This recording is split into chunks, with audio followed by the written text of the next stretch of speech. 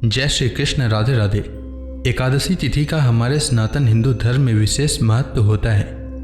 यह दिन जगत के पालनहार भगवान विष्णु को समर्पित होता है। इस दिन भगवान विष्णु की पूजा करने, व्रत रखने तथा एकादशी व्रत कथा का पाठ करने या श्रवण करने से जीवन में आने वाली सभी प्रकार की विपत्तियों और संकटों का नाश होता है और हर मनोकामना पूर्ण होती है। साथ ही अनजाने में हुई पाप कर्मों से छुटकारा मिलता है। हर महीने में 2 एकादशी पड़ती है, एक शुक्ल पक्ष में और दूसरा कृष्ण पक्ष में। आश्विन मास की कृष्ण पक्ष की एकादशी को पापन कुसा एकादशी के नाम से जाना जाता है। पाप रूपी हाथी को व्रत के पुण्य रूपी अंकुश से भेदने के कारण ही इसका नाम पापन कुसा एकादशी हुआ। इस दिन मौन रहकर भगवत स्मरण तथा भजन कीर्तन करने का विधान है। इस प्रकार भगवान की आराधना करने से मन शुद्ध होता है और मनुष्य में सद्गुणों का समावेश होता है। धार्मिक मान्यताओं के अनुसार इस एकादशी का व्रत करने से मनुष्य को कठिन तपस्या के बराबर पुण्य मिलता है। महाभारत काल में स्वयं भगवान श्री कृष्ण ने धर्मराज युधिष्ठिर को पापन कुसा एकादशी का महत्व बताया। भगवान श्री कृष्ण ने कहा है, यह एकादशी पाप का निरोध करती है, अर्थात पाप कर्मों से रक्षा करती है। इस एकादशी के व्रत से मनुष्य को अर्थ और मोक्ष की प्राप्ति होती है। इस व्रत के प्रभाव से मनुष्य के संचित पाप नष्ट हो जाते हैं। इस दिन श्रद्धा और भक्ति भाव से पूजा तथा ब्राह्मणों को दान व दक्षिणा देना चाहिए। इस दिन सिर्फ फलाहारी किया जाता है। इससे शरीर स्वस्थ व मन प्रफुल्लित रहता है। आइए जानते हैं पापन कुसा एकादशी का शुभ मुहूर्त के बारे में। आश्विन मास के शुक्ल पक्ष की एकादशी तिथि का प्रारंभ 13 अक्टूबर को सुबह 9:08 से होगा और एकादशी तिथि का समापन 14 अक्टूबर को सुबह 6:41 तक होगा। उद्या तिथि के नियमानुसार आश्विन शुक्ल एकादशी 14 अक्टूबर को है, इसलिए पापन कुसा एकादशी व्रत 14 अक्टूबर को रखना अति उत्तम रहेगा।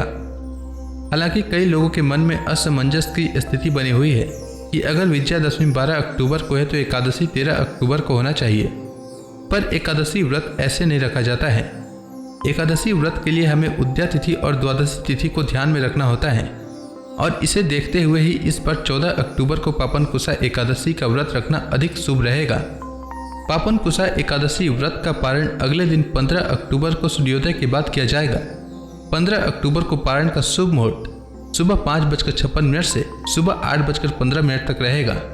आपको इसी समय व्रत का पारण करना चाहिए।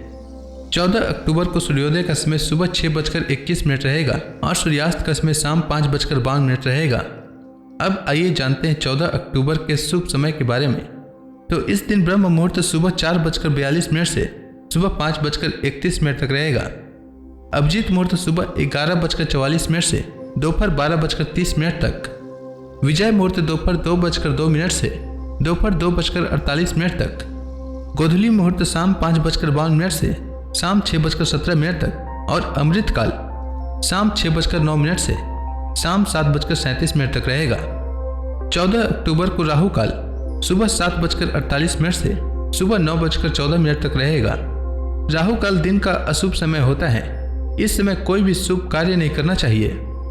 अब आइए जानते हैं पापन कुसा एकादशी व्रत की पूजा विधि के बारे में।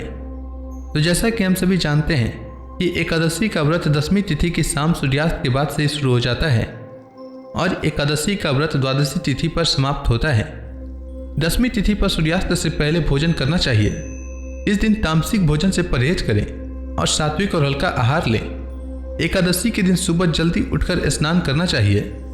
फिर व्रत का संकल्प लेते हुए कहना चाहिए कि हे जगत के पालनहार भगवान विष्णु, आज मैं एकादशी का व्रत रख रहा हूँ।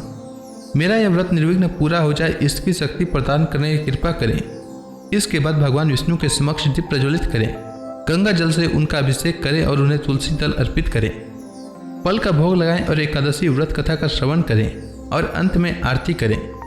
शाम को तुलसी माता के समक्ष शुद्ध घी का दीपक जलाएं और अगले दिन द्वादशी को स्नान करके भगवान विष्णु की पूजा करके ब्राह्मणों को या जरूरतमंदों को भोजन कराकर उन्हें दान दक्षिणा दें।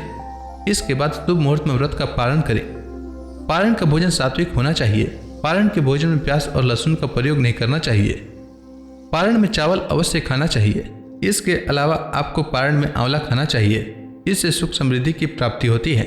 उम्मीद है आपको आश्विन मास के शुक्ल पक्ष में पड़ने वाली पापन कुसा एकादशी व्रत से जुड़ी जानकारी अच्छी लगी होगी। अगर आपको यह वीडियो अच्छी लगे तो इस वीडियो को लाइक करें, साथ ही इस वीडियो को शेयर करें और कमेंट सेक्शन में विष्णु भगवान की जय लिखना न भूलें।